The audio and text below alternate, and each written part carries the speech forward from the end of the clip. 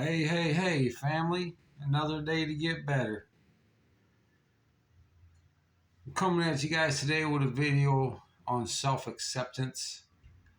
Um, so in one of the motivational videos that I listened to by Billy Alsbrooks, Dr. Billy Alsbrooks, he mentioned something about in order to achieve our highest potential and change the things that we want to change and become what we want to become, that we have to own and accept everything about ourselves.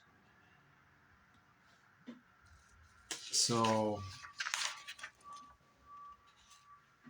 I'm going to read an article by Vince Fox. It's called Self-Worth, What It Is and Is Not. And it brings to some he brings attention to some things that were written by Robert Ellis and some other people. And Robert Ellis was the founder of Rational Emotive Therapy, which I did a video on. And this is also some material that I received while I was in the challenge incarceration program when I was doing prison time for my 5th OWI, drunk driving.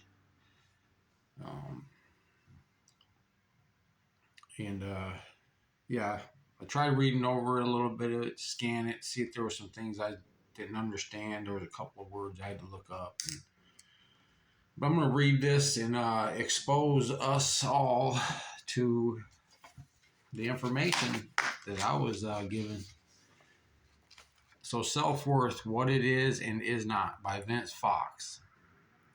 If you feel I did not say think that you are worthless, you may be and probably are a victim of a culture that has told you that your worth depends on your achievements and the judgments of others.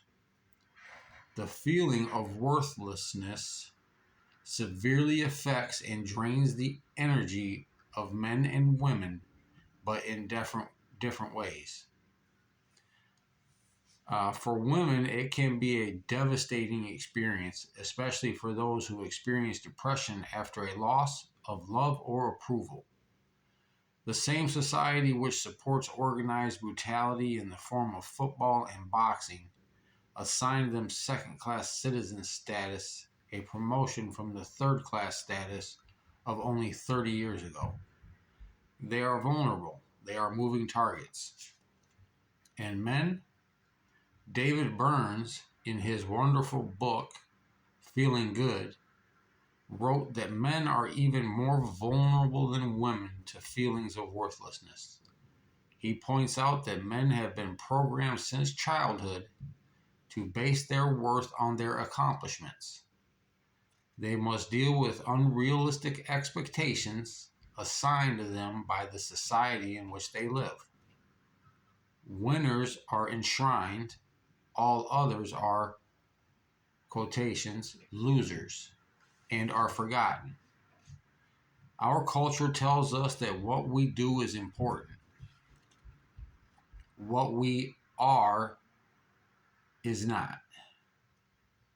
What's wrong? No, he said that's wrong, dead wrong. Consider this.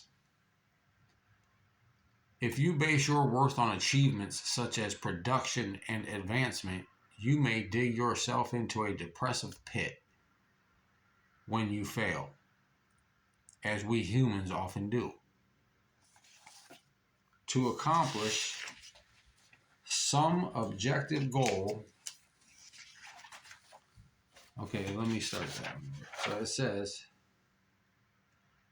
if you base your worth on achievements such as production and advancement, you may dig yourself into a depressive pit when you fail, as we humans often do, to accomplish some objective or goal.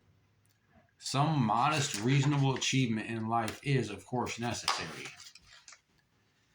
It's a matter of moderation and balance, working sensibly within the limits of your time, talents, and opportunities.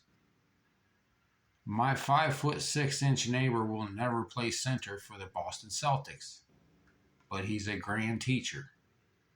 David Burns wrote, Consider the fact that most human beings are not great achievers, yet most people survive and are happy and well respected. If you base your worth on positive or negative criticisms from others, remember that these are merely judgments by people who don't have all the facts and who have no right to act as your self appointed judges. If you determine your worth by such judgments, your life will be an up and down roller coaster ride that will make your life miserable. Your best is good enough. So much for the common, distorted, twisted, damaging, hurtful, unrealistic, impossible, and downright stupid definition of self-worth. Robert Ellis has written extensively on this subject. He refers to the doctrine of variable worth. Here's what worth is really all about. Worth is a philosophical idea, not a yardstick. Worth is based on self-judgment, not other judgment. Worth is a constant, not a variable. Your worth is not contingent on your performance, degrees, trophies, possessions, titles, money, behavior, or the judgment of anyone but you. And even you cannot judge it.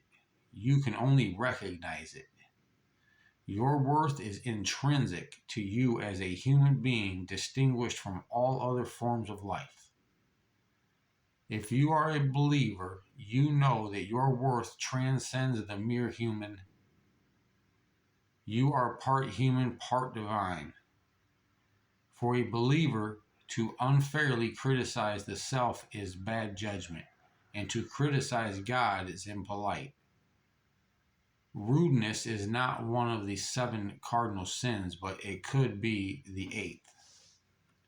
Your behavior may be rational or irrational, and your accomplishments modest or enormous, but you are you, a human being with a mind and will.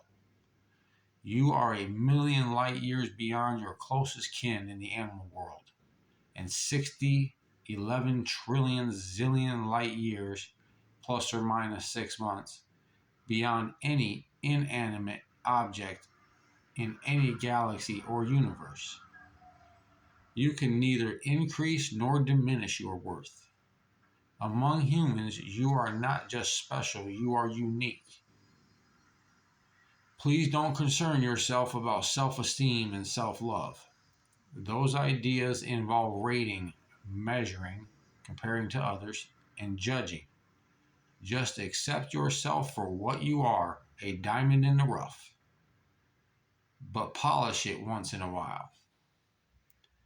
Paul Hawke wrote a book on the subject of self-worth, Overcoming the Rating Game, Beyond Self-Love, Beyond Self-Esteem. Much recommended. So please don't tell me or you that you are worthless. If someone said to you the things you say to yourself, you would be insulted and probably say something like, "You have no goddamn right to say that." Right? But then neither do you. Almost any therapist could tell you what I've just told you. So spend $100 and check it out, or think it through and accept it. My advice is cheap, inexpensive, that is. If you accept the truth and feel better, if you accept it and don't feel better, let me know and I'll send you a quarter. Sometimes I think people who feel worthless also think of themselves as perfectionists. Perfectionism borders on arrogance, and it's a nasty mind game which sets up the self as a sure loser. Someone recently said to me, he was bragging in quotations or in parentheses, "I'm a perfectionist, you know."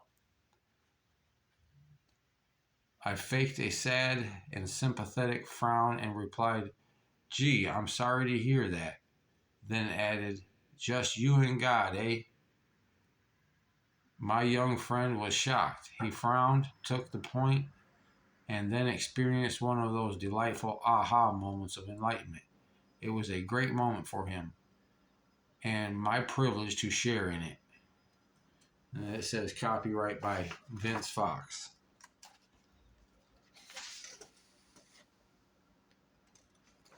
This is from 2005, an article that was written 20 years ago.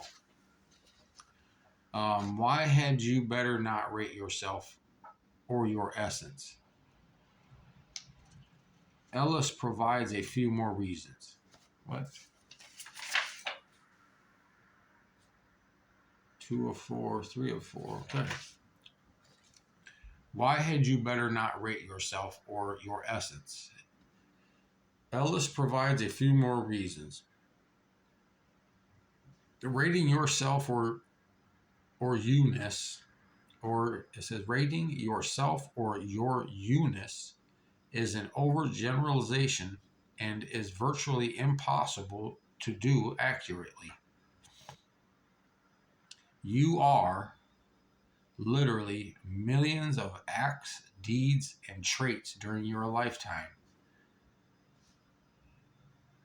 Even if you were fully aware of all these performances and characteristics, which you never will be, and were able to give each of them a rating, say from 0 to 100, how would you rate each one?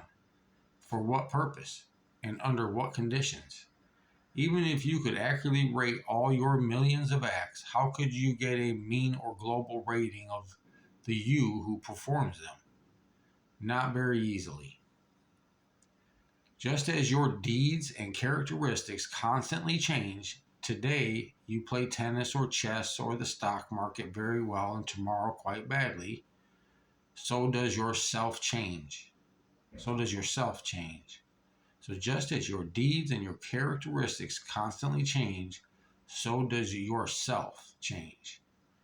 Even if you could, at any 1 second, somehow give your totality a legitimate rating, this rating would keep changing constantly as you did new things and had more experiences.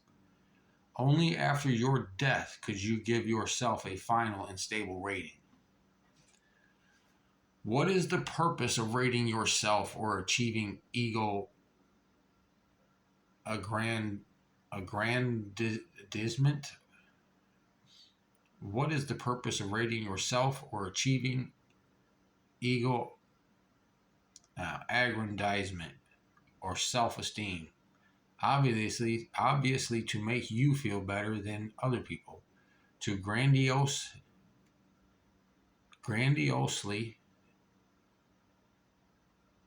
deify yourself, to be holier than thou, and to rise to heaven in a golden chariot. Nice work if you can do it. But since self-esteem seems to be highly correlated with what Bandura in 1977 calls self-efficacy, you can only have stable ego strength when A, you do well, B, know you will continue to do well, and C, have a guarantee that you will always equal or best others in important performances in the present and future. Well, unless you are truly perfect, lots of luck on those aspirations. Although rating your performances and comparing them to those of others has real value because it will help you improve your efficacy and presumably increase your happiness, rating yourself and insisting that you must be a good and adequate person will almost inevitably result in your being anxious when you may do any important thing badly, depressed when you do behave poorly, hostile when others outperform you, and self-pitying when conditions interfere with your doing as well as you think you should.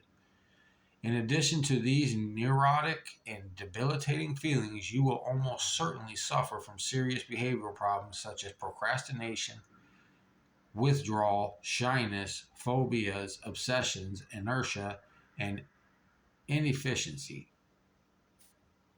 For these reasons, as well as others that I have outlined elsewhere, rating or measuring yourself or your ego will tend to make you anxious, miserable, and ineffective. But by all means, rate your acts and try to do well, for you may be happier, healthier, richer, or more achievement confident if you perform adequately, but you will not be, nor had you better define yourself as a better person. If you insist on rating yourself or your personhood at all, which rational emotive therapy advises you not to do, you had better conceive of yourself as being valuable or worthwhile just because you are human, because you are alive, because you exist.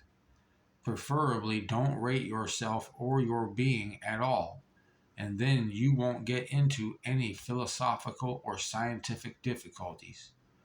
But if you do use inaccurate, overgeneralized self-ratings such as I am a good person, I am worthwhile, or I like myself, say I am good because I exist and not because I do something special, then you will not be rating yourself in a rigid, bigoted, authoritarian, that is, fascist manner.